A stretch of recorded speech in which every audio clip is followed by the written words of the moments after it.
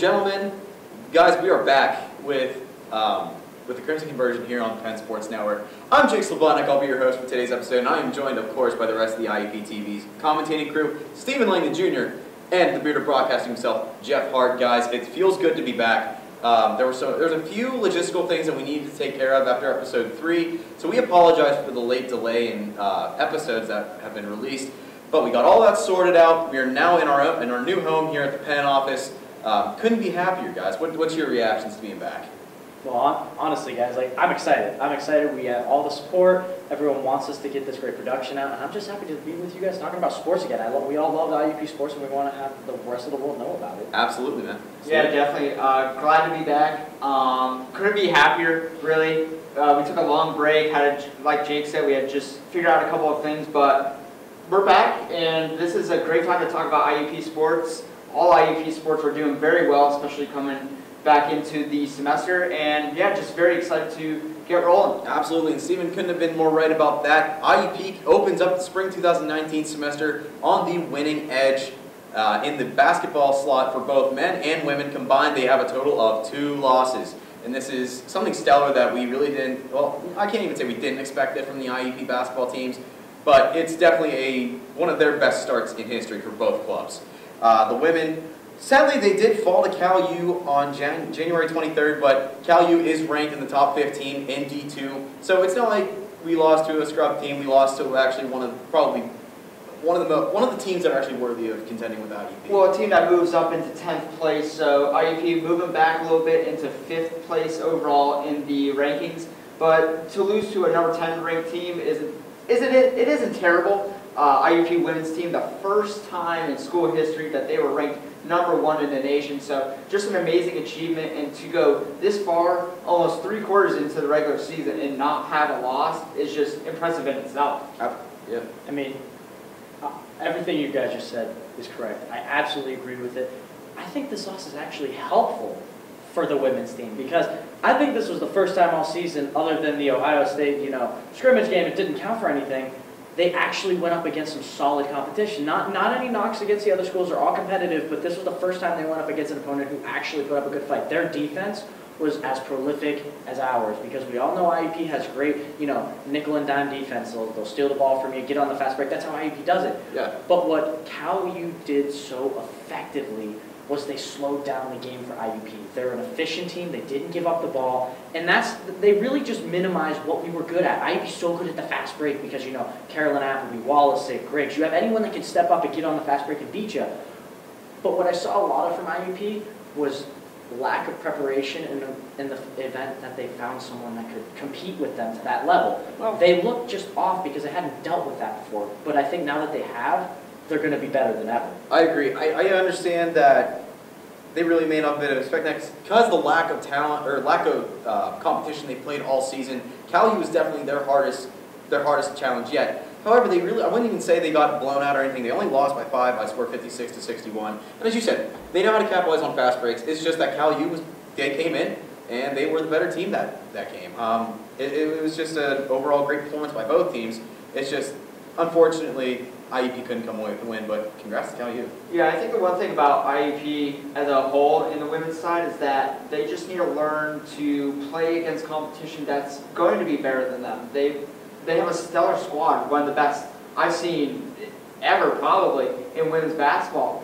And I think just Cal U able to come in and play exactly how IUP plays, and I really think that threw IUP off, because like you two said, they're used to playing down to the competition, and when you have a team that's averaging over 80 points a game, and then they're only giving up, about 50, 60 points per game, when you're winning by that many points, then it's difficult for another ranked team to come in and kind of show why they are up to their standards. I'm glad you really brought up the whole point differential factor with IUP, because as you both have known, we all called games this season. There were so many blowout games that it was unhealthy, in my opinion, for the team. Well, I mean, there were 2 games where IUP hit 100 points and the other team was barely getting into 50. So, I mean, like you said, I think sometimes they were barely getting into the 40s. I mean, absolutely. So, I mean, the point differential is a great stat. Glad Stephen brought that up. Yeah. But here's one thing I do want to point out in that game.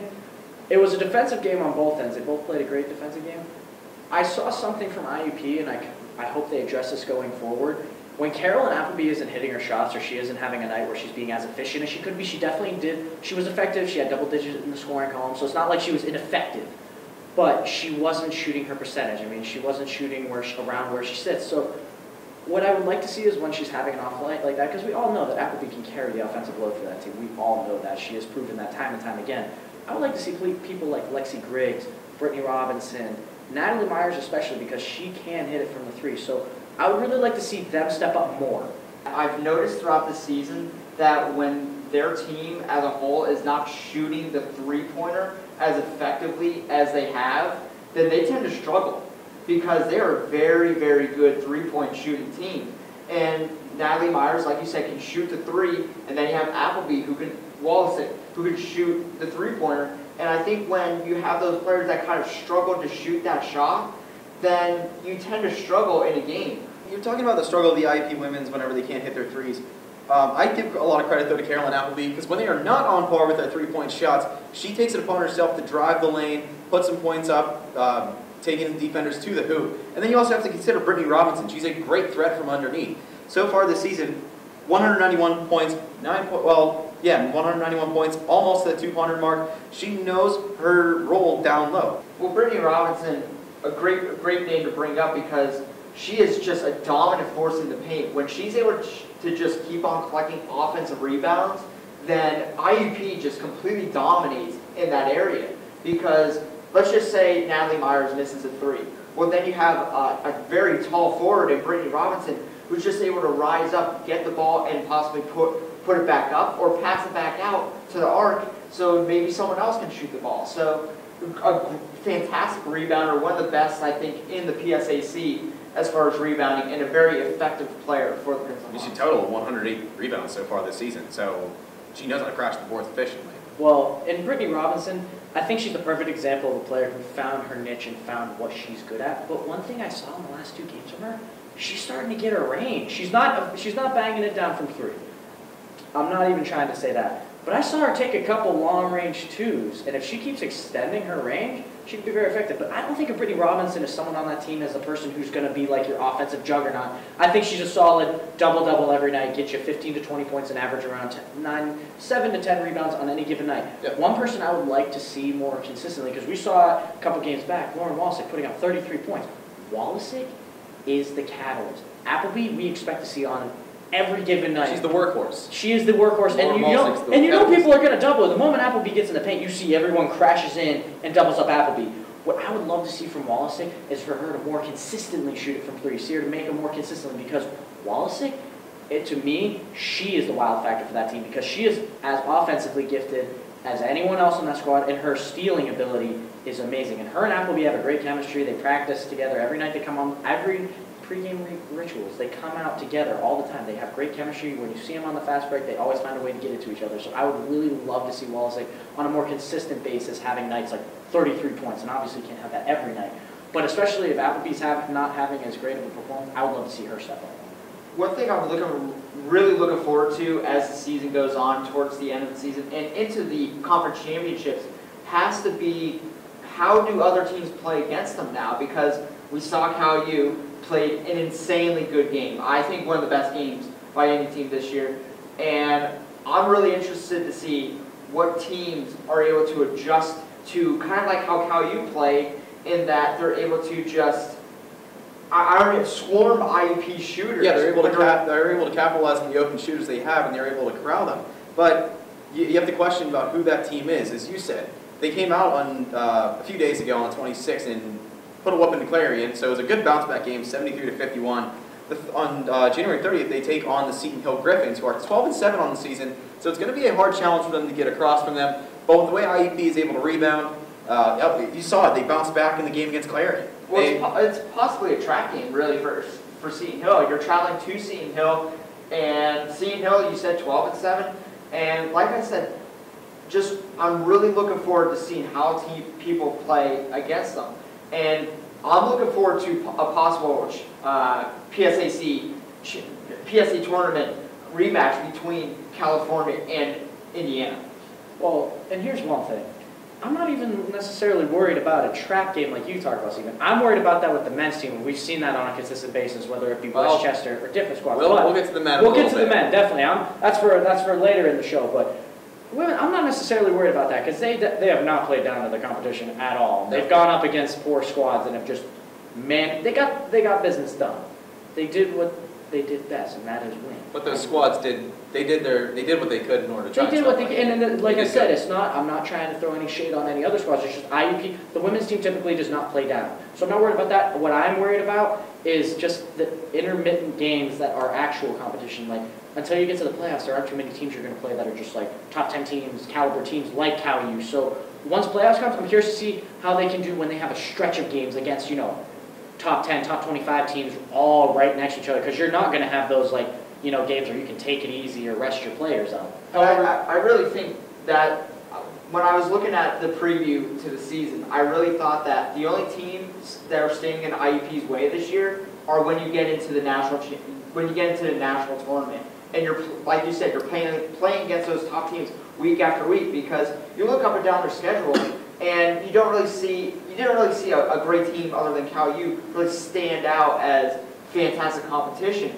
So I think as we get later on into the PSAC championships and as we get on into the national tournament, I think that's when we have to watch this Crimson Hawks team, and that's when we'll see who these girls really are. All players on the team, other than Mara Dion, who's been injured all year, not counting injuries, the depth on the bench has over 15 minutes played. Everyone, every single person on the team has over 15 minutes played. He knows how to work it. And I know I said utilize more of the bench, so kind of tying those together, wean the ball off of Carolyn Applebee's a little bit, have people take other shots, and utilize more of the bench to help them grow and develop for the coming years, because we have a lot of younger players coming up. Guys, what are your takes on that? I mean, I couldn't agree more. IUP has a lot of very talented.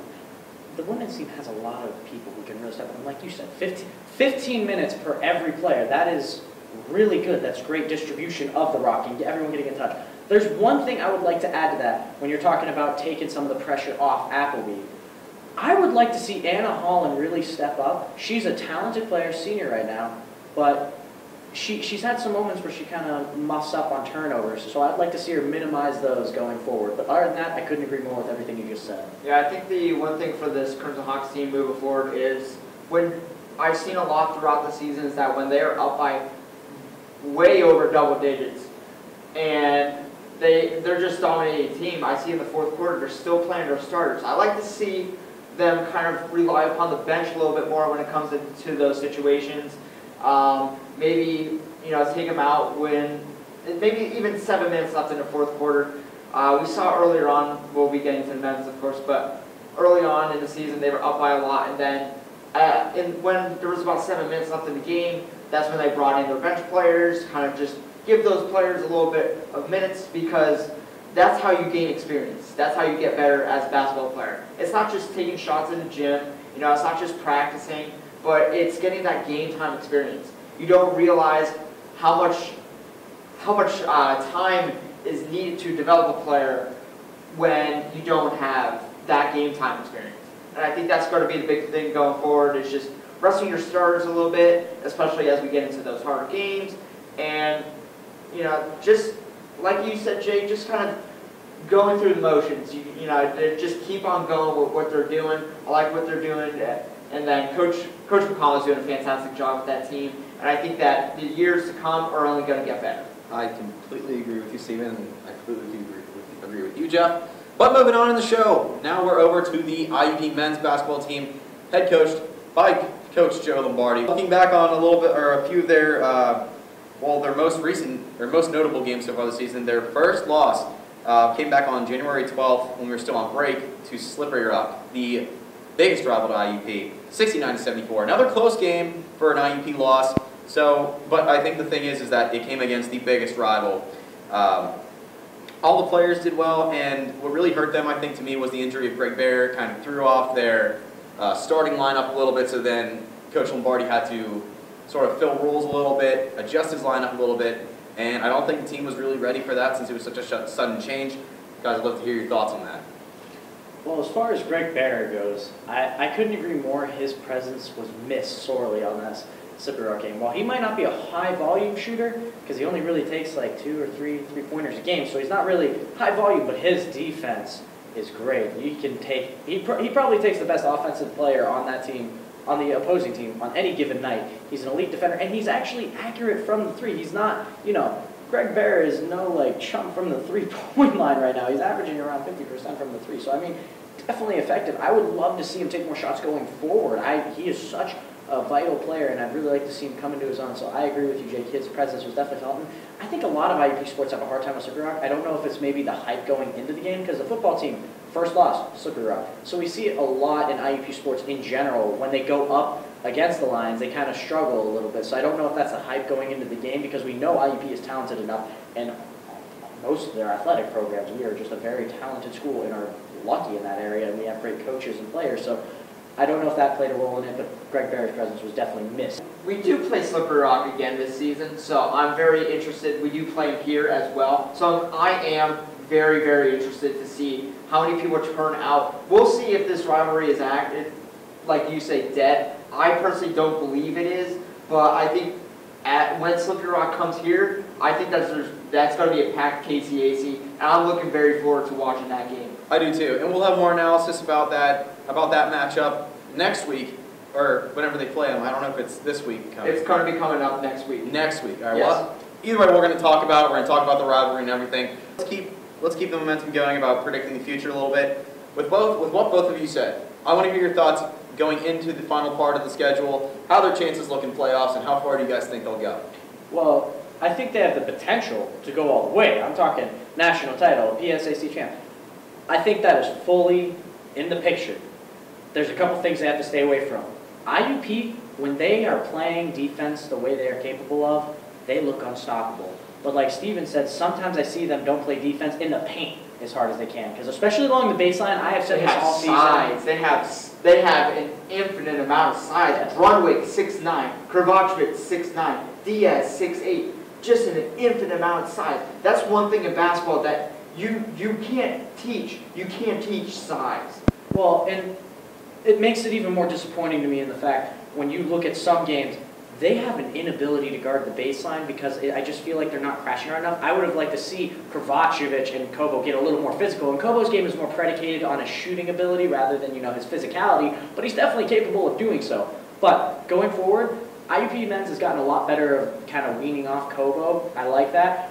Malik Miller has stepped up his game this past couple months. Without a doubt. I mean, averaging 19 points. He is just, in my opinion, the best offensive player on the team. Not all around. I still have to give that to Kobo, but as far as offensive workhorse, he is the best ISO ball scorer. I think in all honesty, I think if IUP elects to put Malik at the point, and I know this is controversial, I think if they put Malik at the point, they're far more effective in the times I've seen it because he can drive the lane and either give it to Brunwick on the inside, and Brunwick had a 22-point night when Malik was running the point on that occasion. So Brunwick can use his size now in the paint. Not only that, Lombardi is such an effective catch-and-shoot three-point player. He's averaging 36 from the three right now. Lombardi's not a great pull-up three shooter. We said that. But his ability to shoot when the ball is given to him, he's an elite defender. I mean, he can assist too. He's averaging 15 and 5 right now. So he's an all-around player. But I just like seeing Malik direct the ball because I think he's just better as an ISO ball scorer, which might not be Dante's specialty, but he's just as good in so many other areas. So going forward, I think if they can find a way to do that and use Malik more effectively, I don't think there's too many teams that can stop him. The one thing I like to talk about with Lombardi is that the NBA comparison I would give for him, I'm not saying that he's nowhere near, but Klay Thompson plays I want to say that he models his game off of him because you see a lot of things in Klay Thompson that you do with Dante Lombardi. He's able to catch and shoot. He's able to pull up from anywhere, but he's also able to drive to the basket and get those layups. I think that he's a very effective player when he's playing that ISO ball. As for Malik Miller switching to the point guard, I don't think this year. I think when Lombardi leaves, that Malik will step into that role, and Foster will be playing that number 2. But Malik Miller, fantastic player, and then you have Diaz, who at this point is a walking double-double. He's averaging over 19 points per game and averaging almost 10 rebounds per game. So just an overall, I think one of the best players in Division II. He was voted into the preseason All-American team, and he's shown life periodically throughout the season.